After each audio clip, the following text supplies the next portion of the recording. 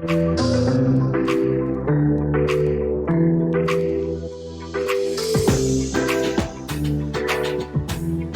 noite. Quem de vocês não gosta de assistir a um bom filme? Ok. E eu não estou me referindo aqui, quando eu falo um bom filme, aquilo que os críticos chamam de bom, né? Eu estou falando aquilo que você gosta de assistir, aquilo que você curte, né? Eu, como vocês, eu também curto bastante. E meu microfone não está porque eu não liguei aqui atrás. Desculpa. Aí. Tem categorias de filme que eu já gostei, mas hoje eu não gosto mais. Há 20 anos eu gostava mais de filmes de terrores. Hoje, e faz muito tempo, possivelmente mais de 10 anos, que eu não vejo um filme de terror. Eu não gosto. O que eu gosto, comecei a apreciar mais, e talvez isso seja coisa de velho, mas eu gosto bastante de documentários.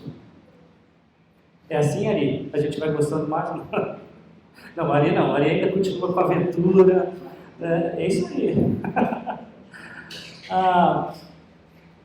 Tem filmes que eu nem gosto tanto, mas a minha esposa gosta, então eu gosto.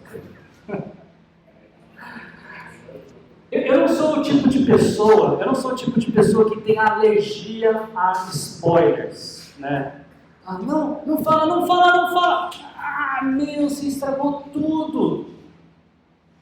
É claro que tem filmes, né, por exemplo, de suspense, de drama, que, dependendo daquilo que é contado, realmente estraga o suspense do filme. Mas tem filmes também que nós já assistimos e que a gente já sabe o fim do filme antes de começarmos a assistir. Por exemplo, quem aqui já viu o filme Titanic?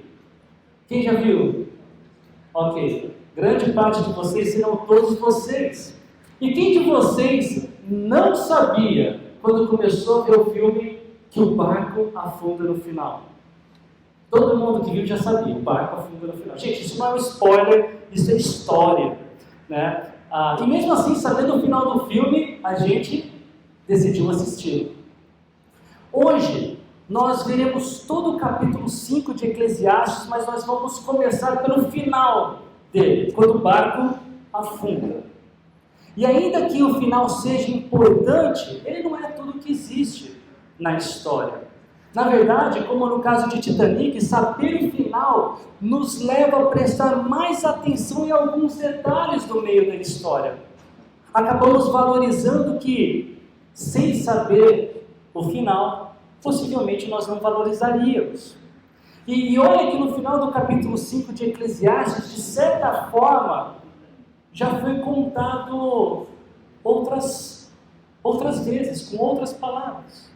Para ser mais exato, Salomão, que em Eclesiastes ele se identifica como o mestre, Kohelet, ele já disse 3 outras vezes o que mais uma vez veremos, mas não sem antes orarmos. Senhor, muito obrigado pelo privilégio que nós temos de estarmos juntos aprendendo da Tua Palavra. Nos ajude a termos uma visão bíblica, uma visão cujas lentes, Pai, são os Teus olhos. Queremos aprender a olhar para este mundo da forma correta e precisamos da Tua ajuda. Eu oro assim em nome de Jesus. Amém. Então Salomão, no final do capítulo 5, ele dá um conselho. E um conselho que nós já vimos 3 vezes até aqui. Vejam, em Eclesiastes 2:24, Salomão disse: por isso, concluí que a melhor coisa a fazer é desfrutar a comida e a bebida e encontrar satisfação no trabalho. Percebi, então, que esses prazeres vêm da mão de Deus. Depois, em Eclesiastes capítulo 3, versículos 12 e 13, ele diz: concluí, portanto, que a melhor coisa a fazer é ser feliz e desfrutar a vida enquanto é possível. Cada um deve comer e beber e desfrutar os frutos de seu trabalho, pois são presentes de Deus. Nós também temos um conselho assim no mesmo capítulo, no versículo 22, que diz: por isso concluí que não há nada melhor para o homem do que desfrutar do seu trabalho, porque esta é a sua recompensa. Pois quem poderá fazer ver o que acontecerá depois de morto? E olhando esses versículos assim, separadamente, nós corremos o risco de entender mal o que Deus nos ensina. O propósito não é do tipo, aproveite a vida, porque isso é o que Deus quer, é o que Ele ordenou, ou come e beba, porque essas são as maiores bênçãos que você vai ter na sua vida. Não é isso. A ideia é que, debaixo do sol, dessa perspectiva de mundo que se esquece ou ignora a presença de Deus, o melhor que podemos fazer para ter alguma satisfação ou algum significado pelo qual vale a pena viver é aproveitar, é desfrutar da vida enquanto é possível. É comer do que nós podemos comer, é beber do que nós podemos beber, é pegar o dinheiro do nosso trabalho e trocá-lo por aquilo que nos faz se sentir bem. Talvez uma viagem, um carro, um passeio, uma pescaria, um churrasco, uma festa, um curso, um livro.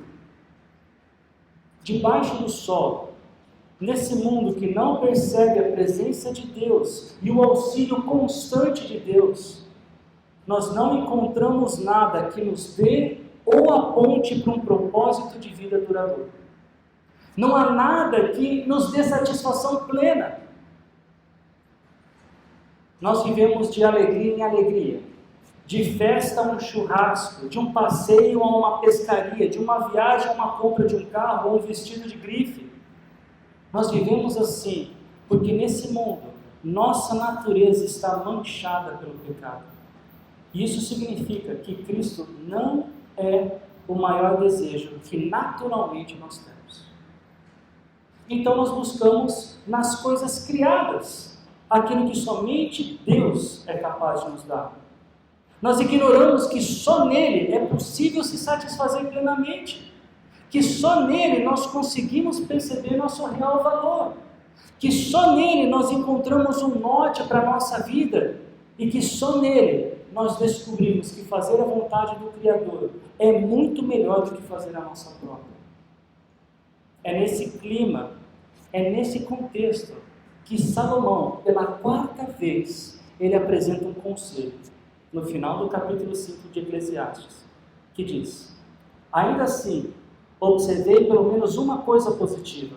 É bom que as pessoas comam, bebam e desfrutem os resultados do seu trabalho debaixo do sol, durante a vida curta que Deus lhes dá, e aceitem a parte que lhes cabe. Também é bom receber de Deus riqueza e boa saúde para aproveitá-la, alegrar-se com o seu trabalho e aceitar a parte que lhe cabe na vida são, sem dúvida, presentes de Deus. Então, debaixo do sol, o que nos resta é comer, beber, desfrutar e nos alegrar da recompensa do nosso trabalho, aproveitando enquanto ainda temos saúde, porque a verdade é que debaixo do sol não há esperança por uma vida além dessa. Debaixo do sol não há regras absolutas para nortear pessoas que anseiam por preencher os seus corações de vida. Salomão, ele não conheceu a expressão religião, política e futebol não se discutem. E como o futebol não é da época de Salomão, ele resolveu discutir no capítulo 5, religião, política e dinheiro. Eu pergunto, para qual lado do sol você olha quando o assunto é religião, política e dinheiro? Salomão, ele começou no capítulo 5 falando sobre religião. No versículo 1 nós lemos: quando você for ao santuário de Deus, seja reverente. Quem se aproxima para ouvir é melhor do que os tolos que oferecem sacrifício sem saber que estão agindo mal. Percebam então que o ambiente do discurso, o ambiente alvo do discurso de Salomão é o santuário. E o santuário aqui é uma referência ao templo. e que foi inclusive o próprio Salomão que construiu. E naquele tempo, esse era o lugar apropriado para o encontro religioso. Hoje não é mais assim. Nós não vamos mais ao templo como havia no Antigo Testamento, nós vamos a locais chamados de igreja, mas cuja essência não é o local em si, mas sim a reunião das pessoas que creram em Cristo e por isso foram salvas por Ele. O que se requer delas não são mais sacrifícios como havia no templo, mas sim que adorem a Deus em espírito e em verdade. Nota essa conversa de Jesus com uma mulher de Samaria, no capítulo 4 do Evangelho de João. Os versículos 19 e 20. Disse a mulher: Senhor, vejo que é profeta. Nossos antepassados adoraram neste monte, mas vocês, judeus, dizem que Jerusalém é o lugar onde se deve adorar.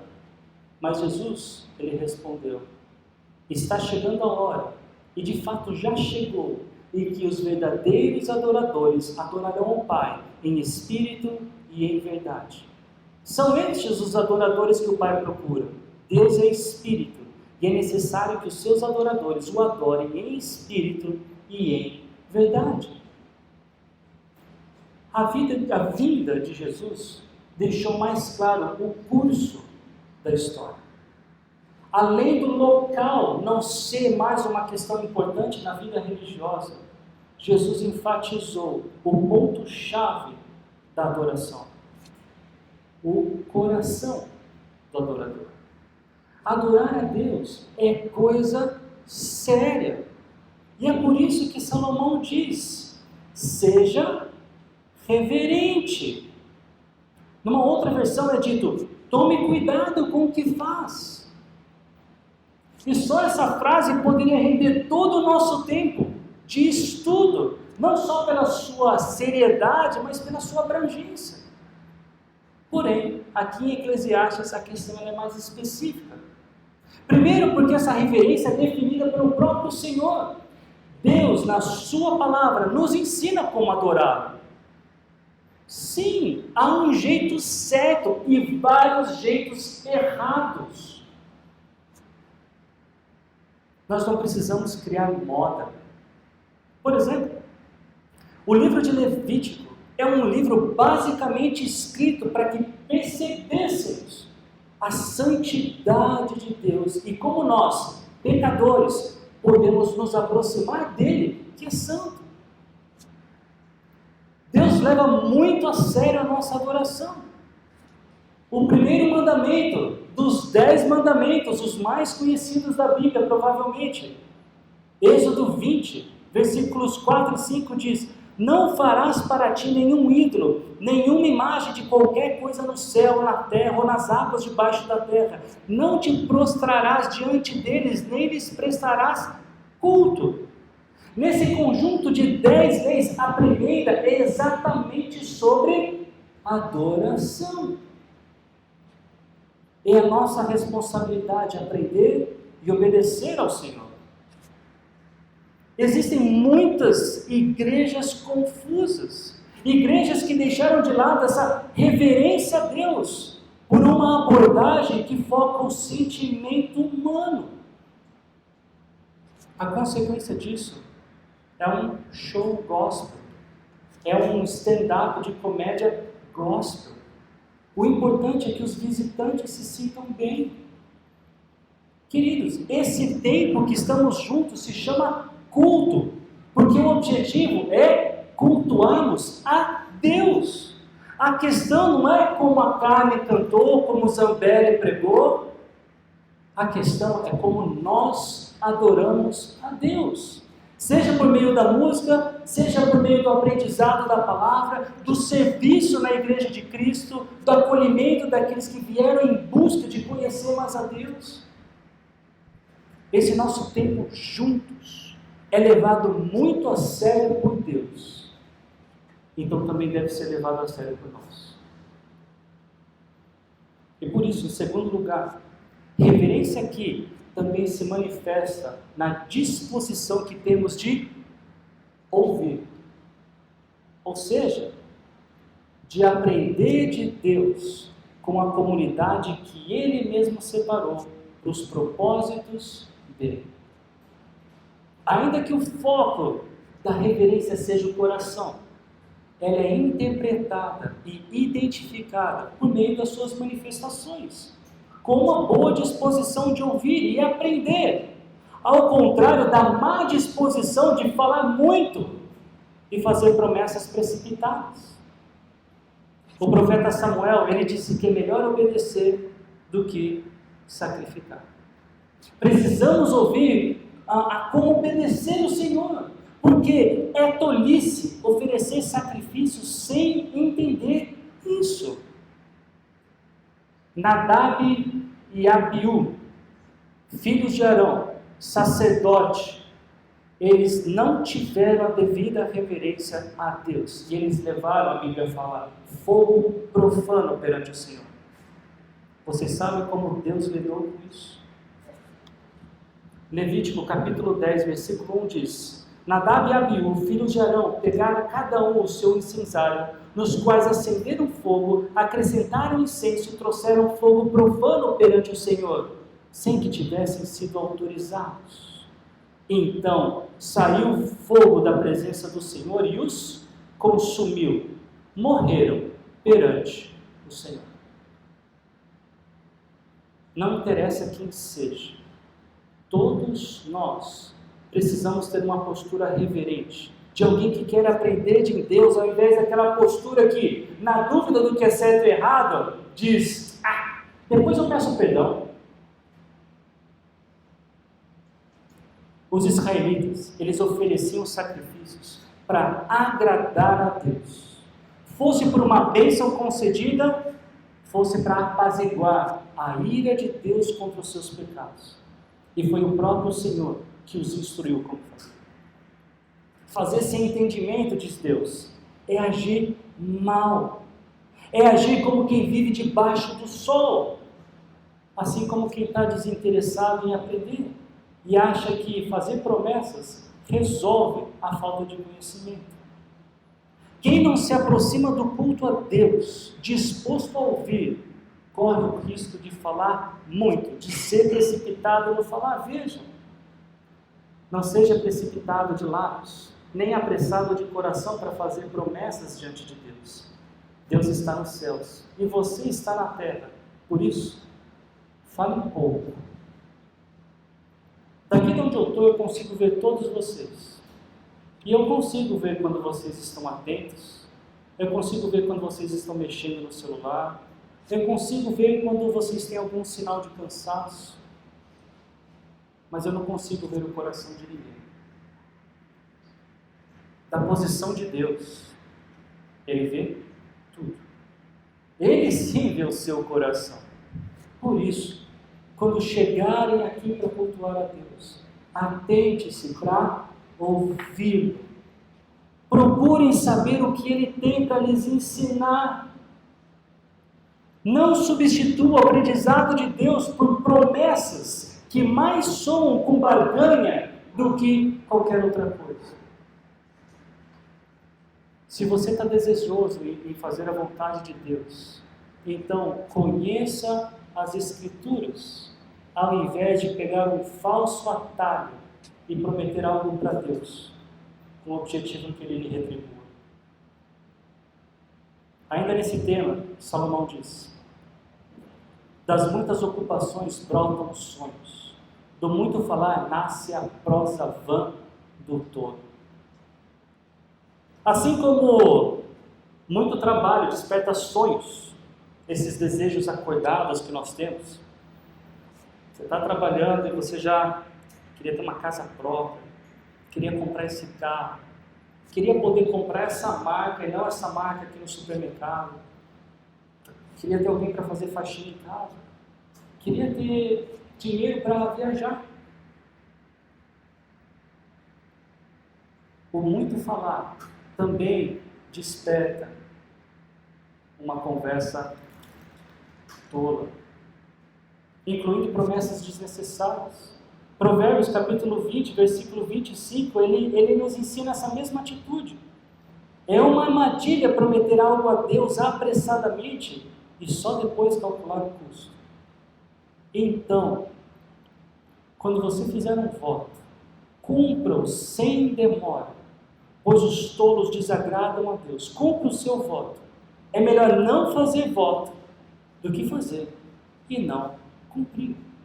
Evitem promessas.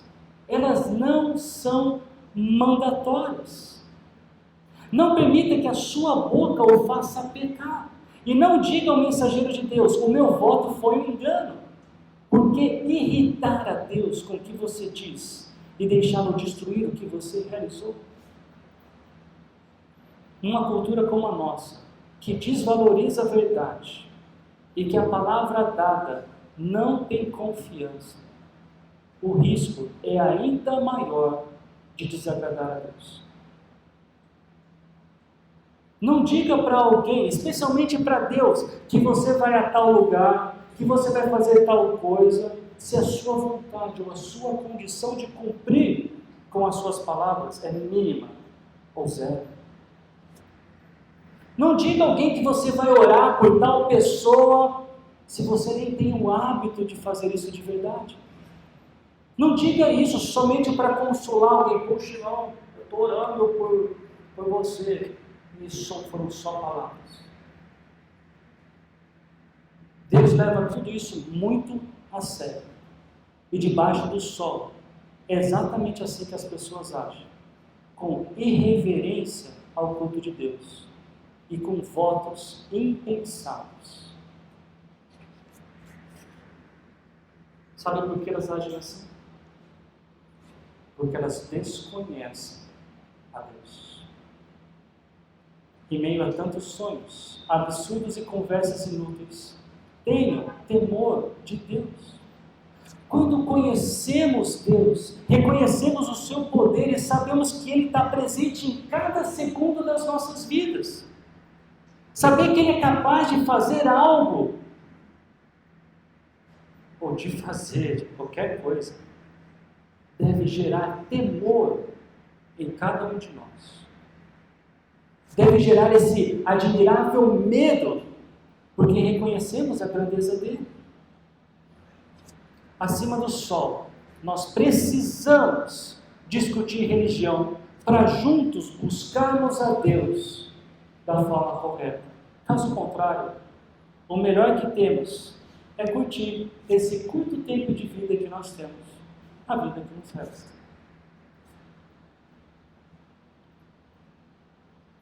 Mas religião não é a única coisa que não se discute debaixo do sol. Ainda mais com a polarização existente em nossos dias, falar de política está cada vez mais complicado. Eu tenho um amigo que ele faz divulgações dos seus serviços profissionais por vídeo, numa plataforma de grandes mídias sociais.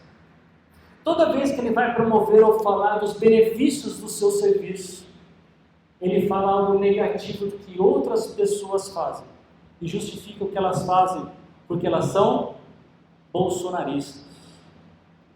O último deles, ele disse que tais pessoas fazem promessas e não cumprem. Por quê? Ele diz isso, porque elas são bolsonaristas. Nos nossos dias, tudo que acontece de ruim é culpa de fulano, e tudo que acontece de bom é por causa do cicrano. Ou culpa do cicrano e aplausos para o fulano, dependendo do lado que você está politicamente. E a questão não é somente se você é a favor de um projeto do fulano ou do cicrano, mas uma vez que você defende um projeto de um dos lados, você se torna inimigo para o outro lado.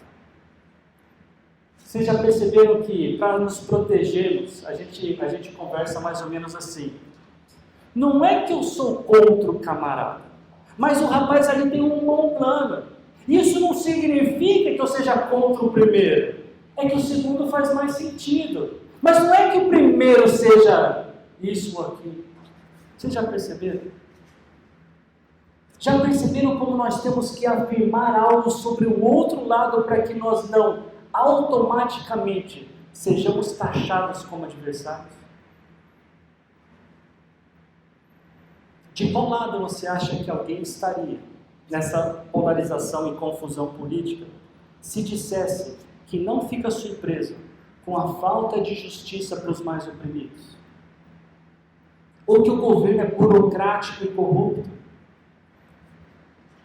Acima do sol, nós devemos falar sobre política. Ainda que a justiça, a burocracia e a corrupção não nos surpreendam. Versículo 8. Se você vir um pobre oprimido numa província e vir que lhe são negados o direito e a justiça, não fique surpreso, pois todo oficial está subordinado a alguém em posição superior, e sobre os dois há outros em posição ainda mais alta. Debaixo do sol é normal que haja injustiça. É normal que o pobre seja oprimido e não tenha para onde correr. É normal que os políticos se ajudem para ganhos pessoais. Acima do sol, isso deve nos incomodar. Isso deve mexer com as nossas emoções. Isso deve provocar a nossa ira de forma positiva, buscando em Deus as bases para aprendermos a incentivar as mudanças nesse sistema.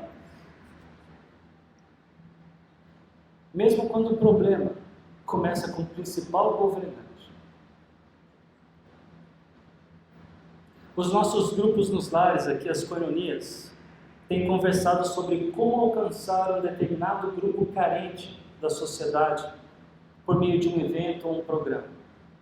Essa é uma decisão baseada numa perspectiva acima do sol, que inclusive nos leva a pensar no último ponto dessa mensagem, que é sobre o dinheiro. A começar pelo versículo 10, nós lemos: quem ama o dinheiro jamais terá o suficiente. Quem ama as riquezas jamais ficará satisfeito com os seus rendimentos. Isso também não faz sentido. A ideia é muito clara. Ninguém que ama o dinheiro um dia estará satisfeito. Certa vez fizeram uma pesquisa entre alguns funcionários da IBM. A IBM é uma das maiores empresas que tem no mundo.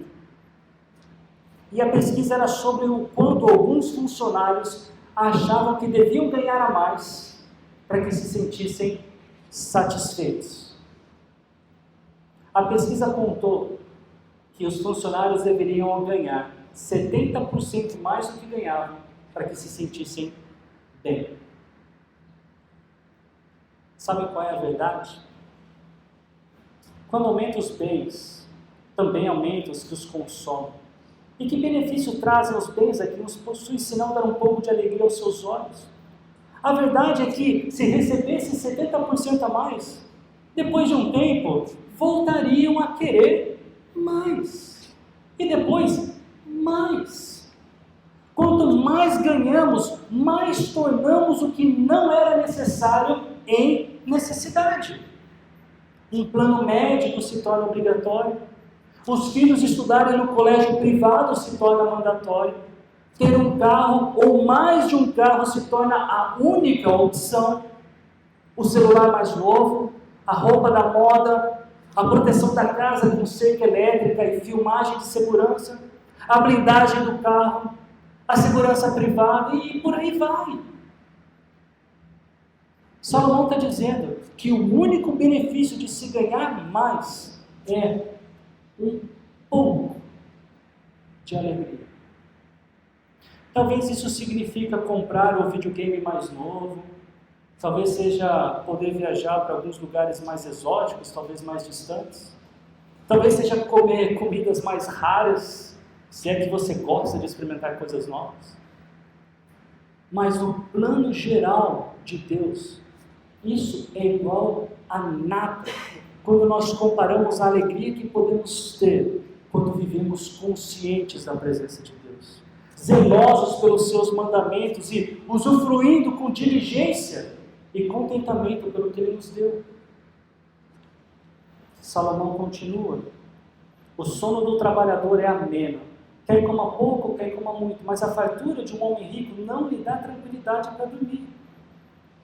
Nenhum videogame novo, nenhuma viagem exótica e nenhuma comida rara vale mais do que tranquilidade para dormir. Debaixo do sol, ninguém que ama o dinheiro consegue dormir bem.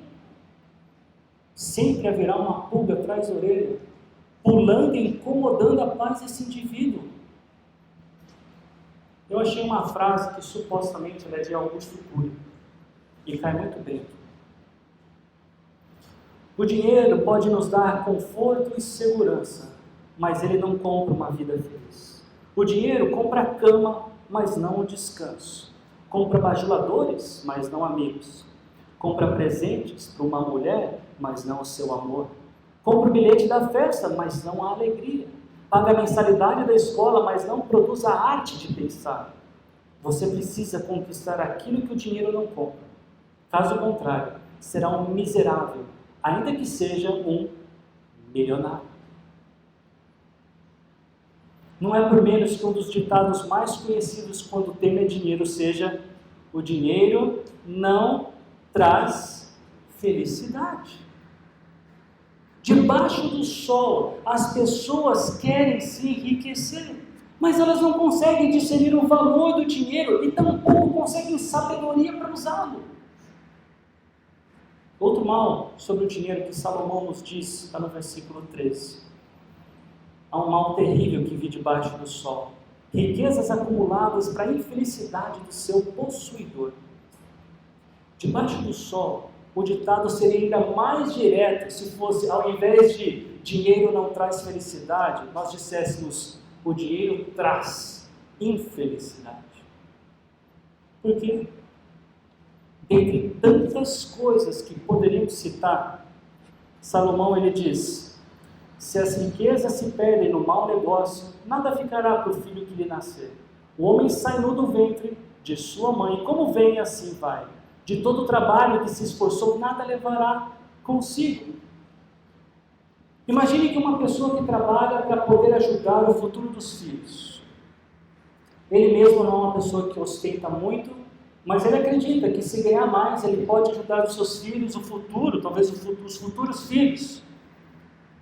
Pagando um colégio privado, pagando uma faculdade, um curso de línguas no exterior. Talvez ele possa começar uma previdência privada para a criança. Mas ninguém sabe sobre o dia de amanhã. E ele perde tudo num mau negócio. Debaixo do sol, não há segurança nos nossos investimentos financeiros. A única segurança é que viemos nu para esse mundo e nu nós voltaremos. Não há nada que possamos fazer que assegure o dinheiro no nosso bolso. E mesmo que esse dinheiro fique no nosso bolso, a verdade é que ele não fica para sempre. Um dia nós morreremos. Para quem se lembra, nus com a mão no bolso. Há também outro mal terrível. Como o homem vem, assim ele vai.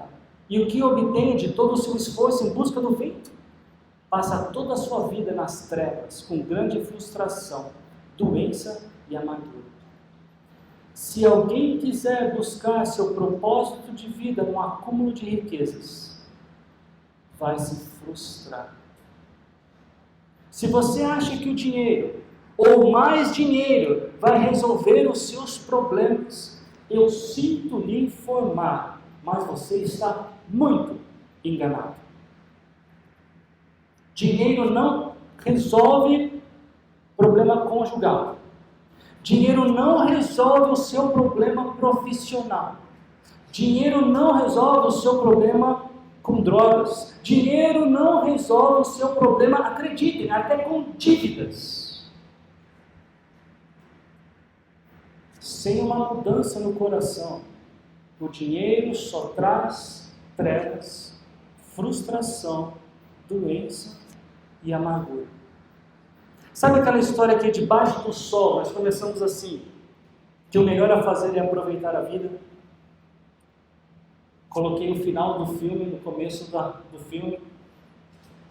que comer, beber e desfrutar do resultado do trabalho é o melhor que essa vida debaixo do sol pode oferecer?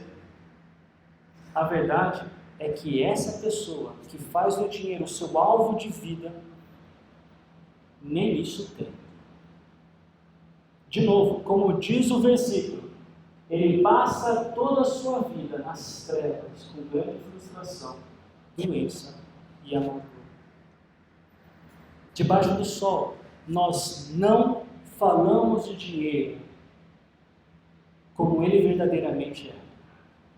Aliás, eu encontrei várias citações zombando daquela frase: dinheiro não traz felicidade. Veja, o dinheiro não traz felicidade para quem não sabe o que fazer com ele. O dinheiro não traz necessariamente a felicidade. Uma pessoa que tem 10 milhões de dólares não é mais feliz do que a que tem só 9 milhões. O dinheiro não dá felicidade, mas paga tudo que ela gasta. O dinheiro não traz felicidade, manda buscar. O dinheiro não traz a felicidade daquele que não o possui. Avalie-se, porque há muitos cidadãos celestiais, pessoas que já creram no Evangelho, mas que andam por este mundo como quem desconhece qualquer coisa acima do sol. No que tange o dinheiro, ninguém pode servir a dois senhores, pois odiará um e amará o outro, ou se dedicará a um e desprezará o outro. Vocês não podem servir a Deus e ao dinheiro. Para concluir, eu quero repetir a pergunta que eu fiz no começo da mensagem. Para qual lado do sol você olha quando o assunto é religião, política e dinheiro? Debaixo do sol, esses são assuntos que não se discutem, que não querem conversar. Esses são assuntos que cada um tem a sua opinião e é dever de cada cidadão respeitar a ideia do outro. Será? Eu creio que o respeito é devido, mas enquanto não apresentarmos em amor e verdade a perspectiva de Deus sobre esses assuntos, o mundo continuará a girar na mesma direção. Irreverência nas igrejas, promessas sem cumprimento, opressão ao pobre, corrupção na política, amor ao dinheiro. A solução não é meramente nos contentarmos com o que comer e o que beber. Essa é a solução para quem não olha além do sol, para cima do sol. Mas nós devemos ser diferentes. Nós devemos apresentar o propósito que Salomão apresenta. O propósito de Salomão é expor a tolice da vida sem Deus e nos mostrar, por meio do Espírito, que nada faz sentido sem o Messias Jesus. Não há outra solução. O único capaz de nos transformar de dentro para fora é o próprio Deus, que um dia nasceu de uma virgem, cresceu como um homem judeu, mas ele não pecou. Chegada a sua hora, ele se entregou nas mãos daqueles que o queriam morto. Então ele foi massacrado. Porém, por causa dos nossos pecados. Aquela cruz era o nosso lugar, porque esse é o salário do pecado. Mas na justiça de Deus, a vida de Jesus serviu como substituição para aqueles que nele creem. E quando isso acontece, nós somos selados com o Espírito Santo, que também é o próprio Deus. E Ele está em nós para que sejamos capazes de fazer a vontade do Pai. Ele está em nós para que consigamos erguer os nossos olhos e poder enxergar acima do sol. E pelas lentes de Deus, a religião, a política e o dinheiro possuem outro significado.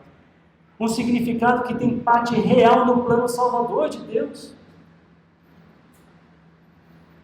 Meus irmãos, não brinque com esse sagrado tempo que nós temos juntos para louvar a Deus. Não coloquem a esperança de vocês na política. Não corram atrás do dinheiro como se ele fosse a única solução ou a solução dos seus problemas. Sejamos alguém que busca a Deus. Vamos deixar que Ele molde a nossa visão sobre esse mundo. Vamos deixar que Ele nos guie nesse mundo sem sentido. Vamos deixar que Ele use a sua igreja para sermos edificados. Até que todos nós alcancemos a unidade da fé e do conhecimento do Filho de Deus e cheguemos à maturidade, atingindo a medida da plenitude de Cristo. Vamos orar. Pai, mais uma vez, nós te pedimos encarecidamente, nos dê condições, nos dê coragem para olhar acima do sol, interpretar com as tuas lentes este mundo e a viver de acordo com a tua vontade, de acordo com o significado que o Senhor dá a tudo e a todos. Nós somos novas criaturas por causa de Jesus Cristo. E nós queremos, enquanto igreja, edificar esse corpo para que nós sejamos maduros na fé, à semelhança da perfeição que é o nosso Salvador Jesus. Nos ajude, Pai. Talvez alguns aqui com menos idade, a desde pequeno, olhar para esse mundo e vê-lo como ele realmente é. Nos ajude, Pai, talvez os mais velhos, a também chegar da forma correta e continuar anunciando a única possibilidade de mudança, Jesus Cristo. Nos ajude a fazermos isso, Pai. Nós queremos ver, sim, religião, política e dinheiro, da ótica que o Senhor vê. Talvez nós sejamos os esquisitões e que nós tenhamos coragem para fazer isso para a honra e glória do Teu nome. Nos ajude. Eu oro assim, em nome de Jesus. Amém.